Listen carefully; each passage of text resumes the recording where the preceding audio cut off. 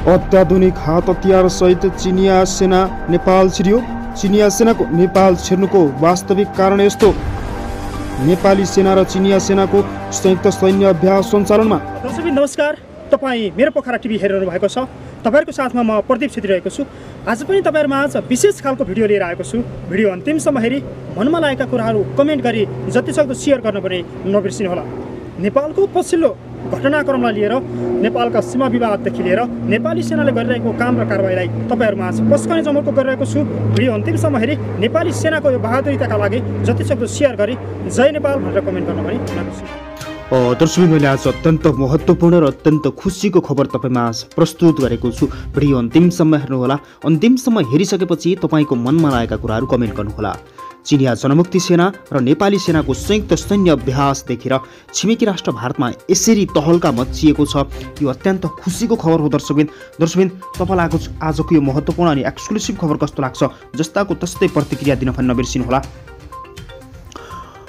नेपाल र चीनबीच पहिलो पटक हुन लागेको 10 दिने संयुक्त सैन्य अभ्यास आतंकवादको सम्भावित जोखिमका विषयमा केन्द्रित हुने सैन्य अधिकारीहरूले जनाएका छन्। आइतबारबाट सुरु हुने उक्त तालिममा चिनिया जनमुक्ति सेना र नेपाली सेनाको एउटा समूहले भाग लिने भएका छन्। चिनिया सेनाको बटालियनबाट अत्याधुनिक हात हतियार र मिसाइलबाट भाग लिन लागेको बताइएको छ। उत्तरी छिमेकी चीनको सेनासँग नेपाली सेनाले गर्न लागेको पछिल्लो तालिमलाई भारतमा चासोको साथ हेरिएको त्यहाँका सञ्चार माध्यमहरूले उल्लेख गरेका छन्। नेपाली सेनाले भने उक्त तालिम अन्य देशहरूसँग जस्तै भइरहेको सैन्य अभ्यास भएको बताएको छ। अधिकारीहरूले उक्त तालिममा सहभागी हुने दुवै देशका सैनिकहरूको सङ्ख्या भने अझै खुलाएका छैनन्। तर नेपाली सेनाका प्रवक्ताले भने सानो सङ्ख्यामा दुवै देशका सैनिकहरू तालिममा सहभागी हुने बताउनु भएको छ। उनले भने खासै ठुलो सङ्ख्यामा सहभागी भने हुँदैन। यो तालिम त काठमाडौँ वरपर नै तालिमका गतिविधिहरू कार्यान्वयन हुने बताइएको छ। नेपाली सेनाले चिनिया सेनासँगको यो संयुक्त तालिममा प्रति आतंकवाद सम्बन्धी सिप, विभिन्न सैद्धान्तिक कारबाही र अनुभव ज्ञानको आदान प्रदान हुने जानकारी दिएको छ। चिनिया सेनाको ज्ञानलाई नेपाली सेनासँग सहकार्य गरेर नै अगाडि बढ्ने चिनिया सेनाको प्रत्याभूति छ। चिनिया सेनाका अनुसार अत्याधुनिक हात हतियार कसरी चलाउने, मिसाइललाई कसरी विस्फोट गराउन सकिन्छ भन्ने विषयमा पनि नेपाली सेनासँग संयुक्त सैन्य अभ्यास सञ्चालन गरेको बताइएको छ।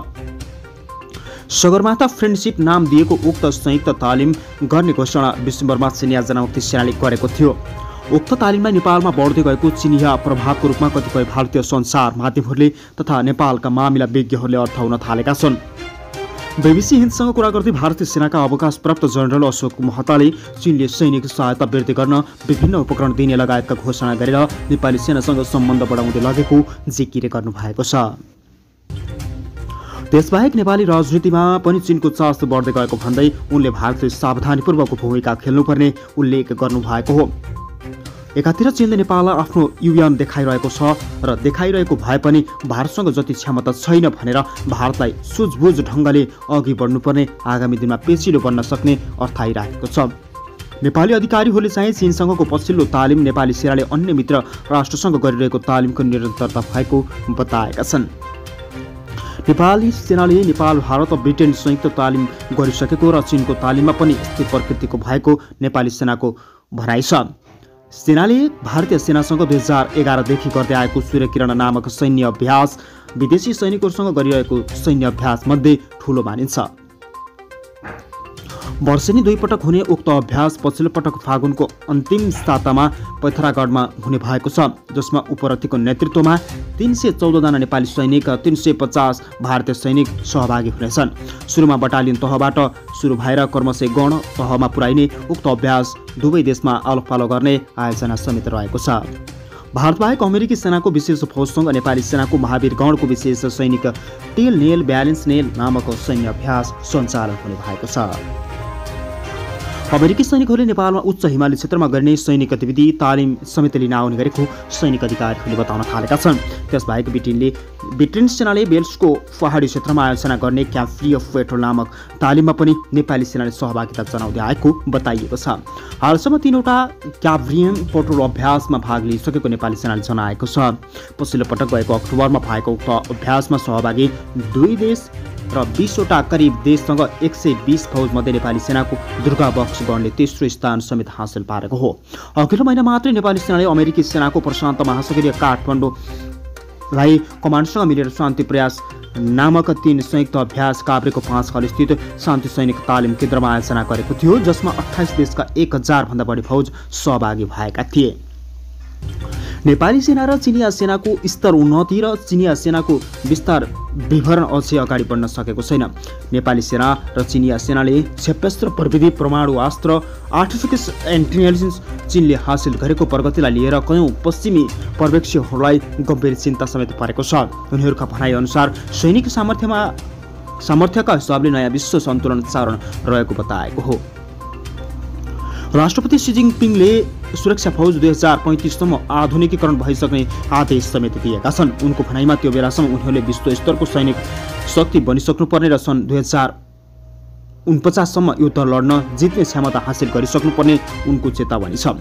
चीनले आफ्नो रक्षा खर्च पारदर्शी नबनाएको र फरक आँकडा प्रस्तुत गरेको भन्दै अन्तर्राष्ट्रिय विज्ञहरूले आलोचना समेत गर्न थालेका छन्।